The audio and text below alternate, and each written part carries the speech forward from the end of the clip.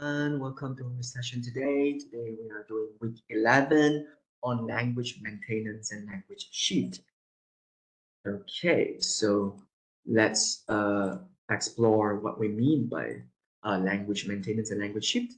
So language maintenance is a situation where a speaker or a group of speakers, in other words, a speech community, continue to use the language in the same community, right? Despite competition with dominant and majority language to become the language in these ecologies or in these spheres.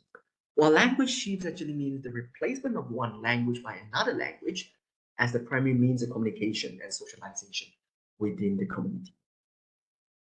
Okay, so let's look at uh, language shift in different communities. So we have migrant minorities, non-migrant minorities, and migrant majorities. So I'll go very quickly about this.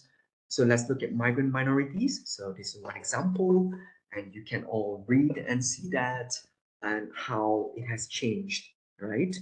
So I'll just go through very quickly with you, so you can read that on your own as well. So this is how the stages have occurred. First of all, they start speaking native language, and then later on they start speaking English, and then English becomes the means of communication. They start speaking English at home.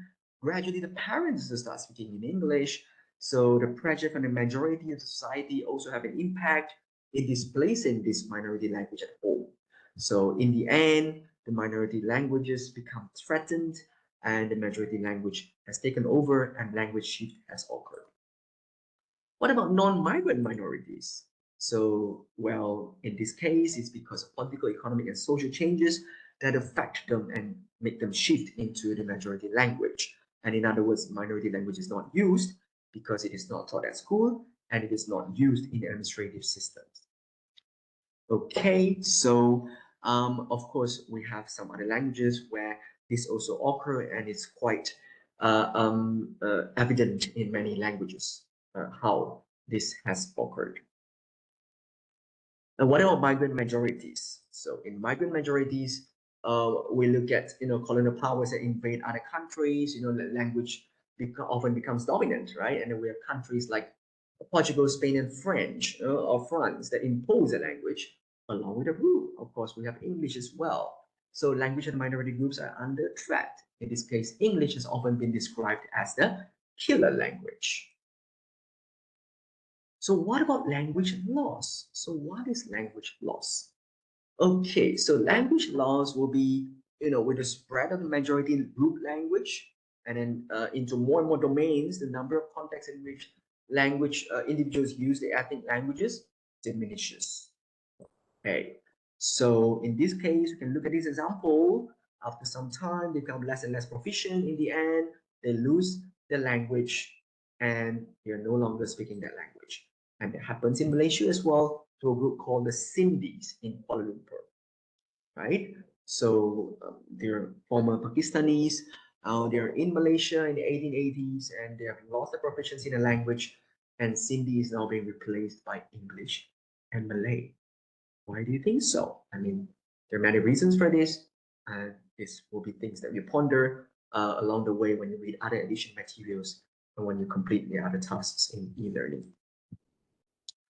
So next up, we look at the causes, of course. Mixed marriages, that is very common, and then they use more Malay and more English at home. So language shift has occurred, and in the end, language lost because they have totally lost that language. And language used at school is not Sindhi. Other languages that are used at school, so it's limited to talking with older generation. So when older generation passed on or retire or pass away, then the language is not passed on to the next generation. So English or Malay becomes the preferred mode of communication for trading and social purposes. So all of these have impacted and resulted in language loss. So what are the effects? These are the effects. So slowly but surely they lose their fluency. Does that occur a lot? Yes, to minority languages, to dialects. And you can reflect on this. I'm sure it has happened and it will continue to happen. In fact, many of the languages in this world will experience language loss over the years, right? So number of people using it have decreased, has decreased. Number of contexts where these languages are used has also narrowed or decreased, right? So a number of vocabulary, of course, becomes smaller and smaller and competency level of people has also decreased. So what are the causes? Well, assimilation, they have all gone into the majority language. Widespread use of world languages, for example, English, Mandarin, Arabic, all these languages have taken over, as well as the school education, right? At school, you learn those languages, and then at workplace, you use those languages. So in the end, all of this lead to language loss. So these are the references that we're looking at for today. So please complete your tasks on e-learning, and that's all for today. That's the lecture that we have for this session. Thank you very much. See you in the next class. Thank you very much.